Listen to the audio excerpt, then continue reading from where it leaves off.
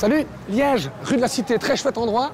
Casa Ponton, c'est une journée qui commence bien. Pour info, petit scoop, c'est ici que s'est tourné le film Jeux d'enfants.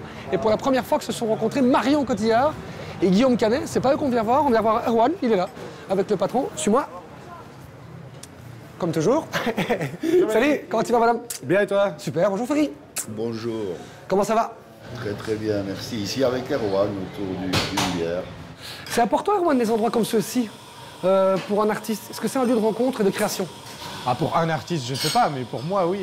Et cet endroit en particulier, parce que c'est un endroit qui m'a vu grandir, mais même si le terme est un peu exagéré.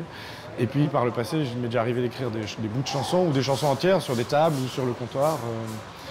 Et puis, accessoirement, c'est aussi l'endroit où il y a tous mes amis, c'est mon quartier. Et donc voilà, il n'est pas rare de me choper ici autour d'une eau pétillante ou d'un thé. Qu'est-ce que cet endroit a de plus que les autres? Bah, il a une âme déjà, il est bourré d'art en lui-même. D'ailleurs, partout où vous posez les yeux, il y a des tas d'œuvres d'art partout. Le comptoir en lui-même est une œuvre d'art. Les tables? Chacune des tables, oui, est une pièce unique. Et puis le patron, évidemment. Je suis un humain, du type normal avec 2 pieds de main. Et ce truc cérébral qui me pousse à faire des choses que je comprends pas, à me trouver original, demander pourquoi. Pour qui je suis comme ça, je suis comme toi, je suis parfois fatigué de moi. Je suis comme ça, je suis tout ça, je suis tout moi, je ne le supporte pas. J'étais à l'école primaire juste là à côté de l'église et c'est un de mes premiers brossages de ma vie scolaire qui a ensuite connu de nombreux autres brossages, mais le premier c'était pour aller acheter des 45 tours qui étaient en promo, on m'avait 2 pour 100 francs belges. Et j'ai été acheter Bob Marley, One Love, et l'autre c'était Musical Youth, Pass the Dutchie on the left hand side, tu vois. Mais les premières émotions musicales, ça a été aussi beaucoup en voyage autour du monde, en voilier avec mes parents.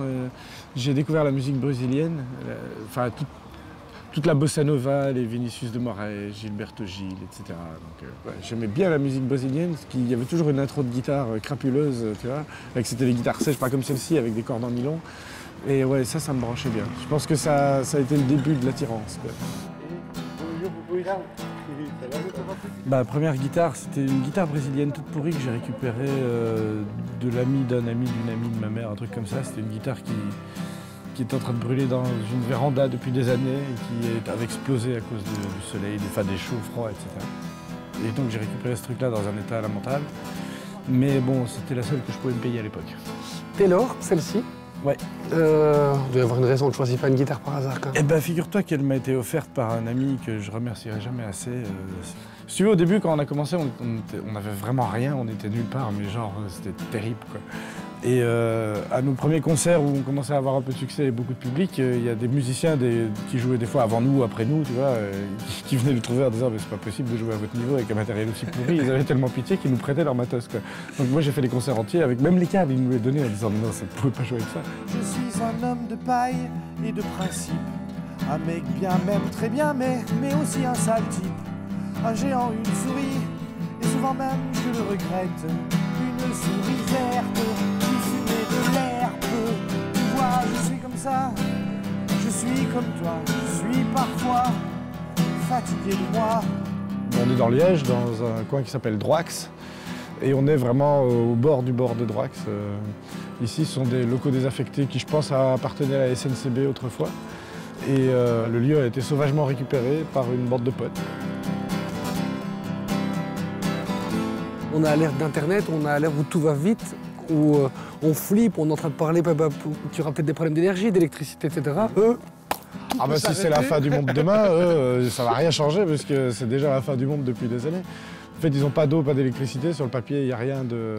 Mais par contre, ils ont réussi à gérer leur autonomie en fabriquant des éoliennes, il y a toute une tripotée de batteries de camions dans tous les trucs. Regarde, tu vois, ils ont fait passer des câbles, il y a des ampoules, il faut venir ici la nuit, mais tout est éclairé, ils ont de quoi se chauffer, ils ont fabriqué leur chauffage eux-mêmes.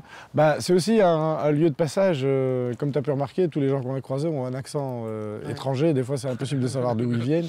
Et donc, il y a des artistes et des gens du monde entier que tu croises à peu près tous les jours ici. Donc évidemment, pour l'émulation en général et puis pour la déconnade liégeoise en particulier, c'est vraiment un très bon endroit, quoi. Pourtant je suis l'humain, modèle ancestral avec 2 pieds, 2 mains et ce potentiel phénoménal.